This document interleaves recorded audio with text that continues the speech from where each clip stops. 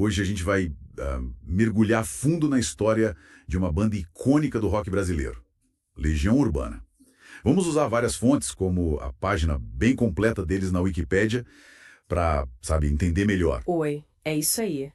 Nossa missão é, extrair os momentos-chave, aquelas músicas que todo mundo conhece e o legado imenso que eles deixaram, né? Exato.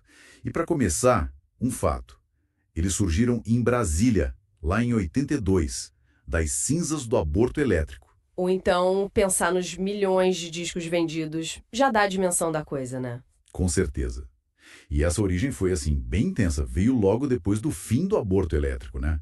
Teve aquela briga famosa do Renato Russo com o Fê Lemos. Ah, a da baquetada, isso. Essa mesma. Foi o estopim, basicamente. E dessa treta toda, digamos assim, o Renato Russo e o Marcelo Bonfá criaram a Legião. O nome já é interessante, né? Legião Urbana. Parece que tinha uma ideia por trás. Tinha, sim. Era uma referência meio Júlio César, meio a ideia de ter músicos entrando e saindo, sabe? Uma legião mesmo. Que curioso. E a primeira formação? Teve aquele show meio estranho em Patos de Minas, que o pessoal esperava o aborto elétrico, né? Isso, foi uma saia justa, imagina. Mas a banda começou a tomar forma mesmo com a entrada do Dado Villa-Lobos em 83, na guitarra. E depois o Renato Rocha, o Negrete, no baixo em 84. Aí sim, o quarteto clássico. E para chegar numa gravadora grande como a M, teve uma ajudinha importante, né? Parece que o pessoal dos Paralamas deu uma força. Fundamental. O Herbert Viana levou uma fita demo do Renato para a gravadora. Sem isso, talvez a história fosse outra, né? Esse apoio foi crucial. E aí, rapidinho, em 85, já veio o primeiro disco, o Legião Urbana. E que estreia, hein? Nossa, um impacto direto.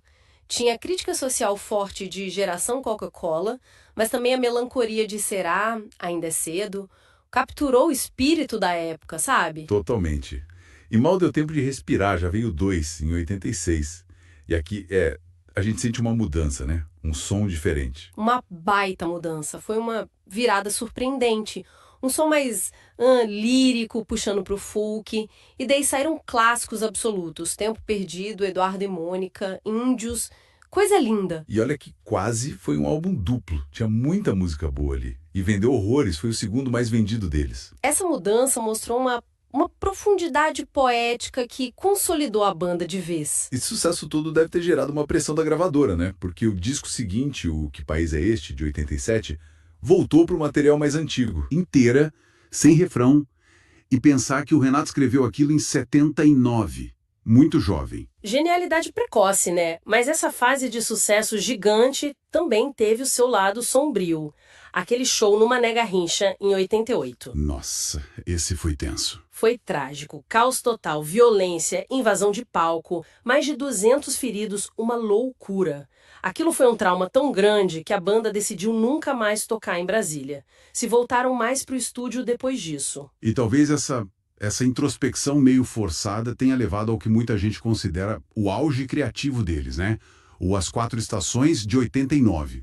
Que é inclusive o disco mais vendido da Legião. É um disco muito denso, muito complexo e foi gravado num momento interno difícil também, né? O baixista Renato Rocha saiu no meio das gravações. Verdade. E as letras são pesadas, falam de suicídio em Pais e Filhos, de AIDS em Feedback Sing for a Dying Friend, reflete muito as angústias daquele fim de década e, claro, as questões pessoais ali. A partir daí, parece que os álbuns seguintes acompanham muito a jornada pessoal do Renato Russo mesmo.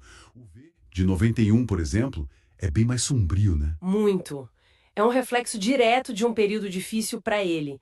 Tinha descoberto ser soropositivo, lutava contra o alcoolismo e ainda tinha o clima político pesado do governo Collor. É um álbum bem melancólico, denso, as vendas até foram menores. Mas aí veio O Descobrimento do Brasil, em 93. E parece que tem uma luz ali, uma esperança. Coincidiu com o início do tratamento dele, né? Isso. Canções como Perfeição, apesar da ironia, e Giz têm uma outra vibração, mais pra cima, talvez. É também a época que ele começa os projetos solo. Só que a saúde dele já estava bem debilitada, né?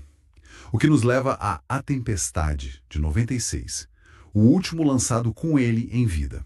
É um trabalho muito introspectivo, quase uma despedida, Sabe, a voz dele em algumas músicas é a voz guia, de tão fraco que ele tava. Ele nem quis tirar fotos novas pro encarte do disco. Bem triste. E pouco depois do lançamento, em 11 de outubro de 96, o Renato Russo faleceu. 11 dias depois, a banda anunciou oficialmente o fim. Ainda saiu um álbum póstumo, né? O Uma Outra Estação. Sim, em 97, mas a história da Legião Urbana, como a gente conhecia, tinha acabado ali com a partida do Renato. Mas o legado ficou gigante. Imenso. Eles estão lá, no chamado quarteto sagrado do rock brasileiro. Venderam milhões e milhões de discos. E mesmo depois do fim, a música continua viva, seja em tributos, projetos como aquele Legião Urbana, 30 anos apesar das brigas judiciais pela marca, né? É, sempre tem isso. E teve também as polêmicas de plágio, né? Acusaram Que País é Este de parecer Ramones, Será de lembrar Soft Cell. Sim, e o próprio Renato admitia algumas inspirações, o que sempre gerou debate. Mas no fim das contas, a Legião foi muito mais que música. Foi a voz de uma geração, né? Com certeza, expressou as angústias, os sonhos, as frustrações de muita gente. Uma conexão muito forte. E aí fica a pergunta, né?